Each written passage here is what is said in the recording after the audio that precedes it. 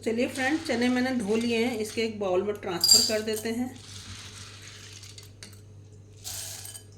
मसाले को भून लेंगे और मसाले हमारे भून चुके हैं। इसमें डाल देंगे हम चने और इसको थोड़ा सा मसाले में मिक्स कर लेते हैं चनों को।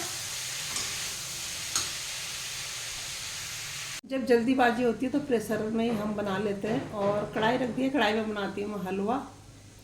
तो हलवा भी बनकर हमारा रेडी हो गया। ये देखिए, आपको लग रहा होगा सूजी का हलवा है, लेकिन नहीं, ये सूजी का नहीं है, आटे का हलवा है।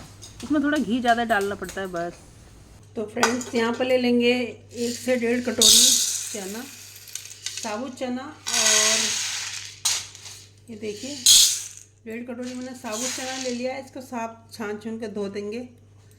चने को हमेशा इस टाइप से धोना चाहिए, ऐसे पानी नहीं निथारना चाहिए। इस टाइप से चने को अलग करना चाहिए। अब मैं भी दिखाती हूँ कि इसमें कितनी सारी मिट्टी है।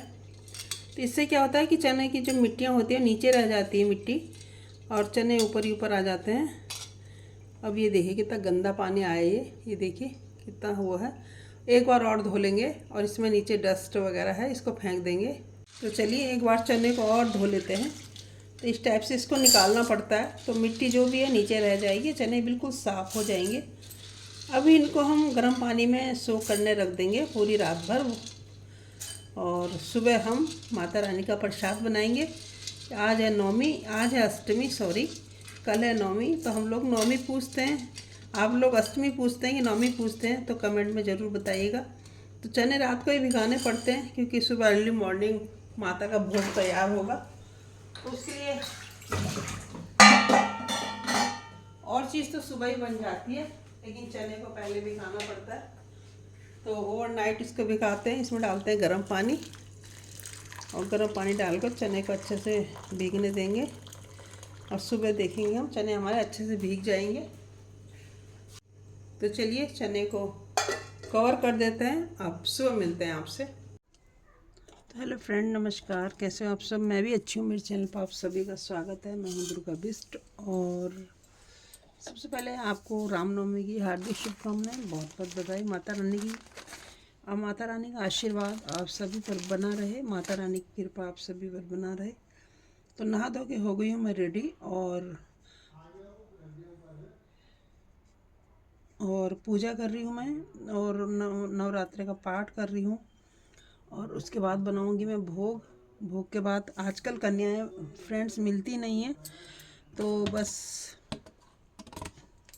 कन्याओं का बड़ा टोटा हो रखा है, जगह जगह कन्याएं नहीं मिलती हैं। तो चलिए दिए में तेल डालते हैं और दिया जलाते हैं। मैं तेल का ही दिया जलाती हूँ, क्योंकि हमारे पहाड़ों में तेल का ही दिया जलता है। तो मैं वही रूल फॉलो करती हूँ, नया रूल नहीं स्पेशल फॉलो करती। तो सरसों का तेल का दिया जलाते हैं, तो मैं सरसों का तेल मैंने ले लिया है।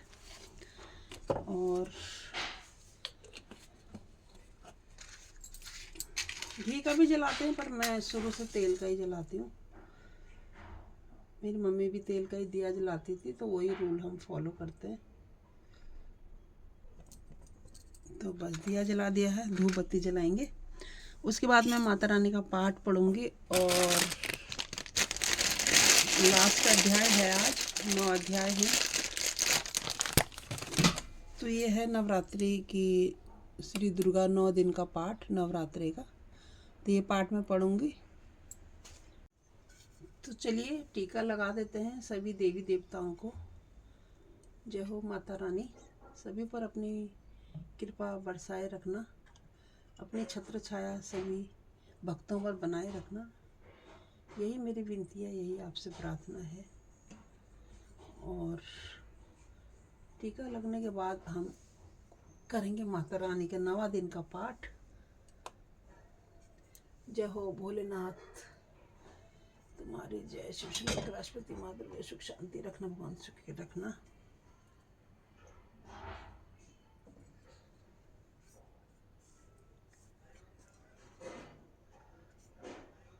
तो चलिए टीका वगैरह लग गया है, और अब करते हैं पाठ की शुरुआत।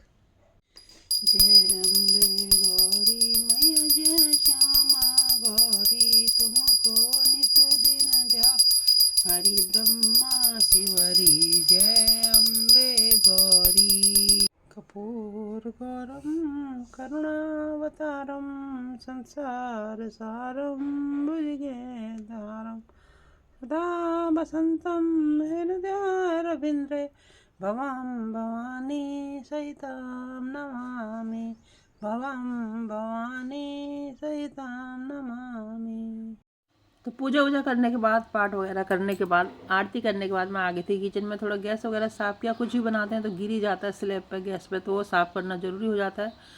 और यहाँ पे मेरे चने भी बॉईल हो गए थे। चने को बॉईल करके तब मैं पूजा करने गई थी। मैंने कहा चलो जब तक मैं पूजा कर रही हूँ मेरे चने बॉईल हो जाएंगे। यहाँ पर मैंने गैस वगैरह साफ़ की और कद्दू वद्दू पहले ही काट लिया था, कद्दू काट लिया था। और यहाँ पर आटा भी गूँथ के रखा हुआ था। तो फ्रेंड्स, चने हमारे अच्छे से उबल गए हैं। देखिए 20 मिनट सिम में उबाला मैंने, अच्छे से उबल गए। पहले चने छौंक लेते हैं, फिर छौंकेंगे कद्दू। और कद्दू यहाँ पे काट के रखा हुआ है, ग्रीन कद्दू है। कढ़ाई गरम हो गई है, इसमें डाल देते हैं तेल। सरसों के तेल में बना रही हूँ मैं। चलिए फ्रेंड, तेल हमारा गरम हो गया है। इसमें हम डालते हैं जीरा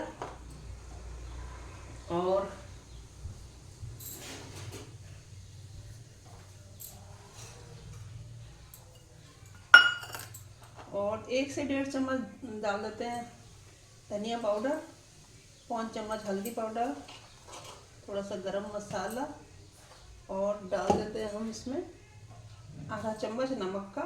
नमक हमने चने में भी डाल रखा है, और थोड़ा सा मिर्ची। और इसमें थोड़ा पानी डाल के इसको थोड़ा सा भून लेंगे। और उसके बाद हम इसमें अपने चने डालेंगे। चलिए, मसाला भून चुके हैं और इसमें हम चने डालेंगे।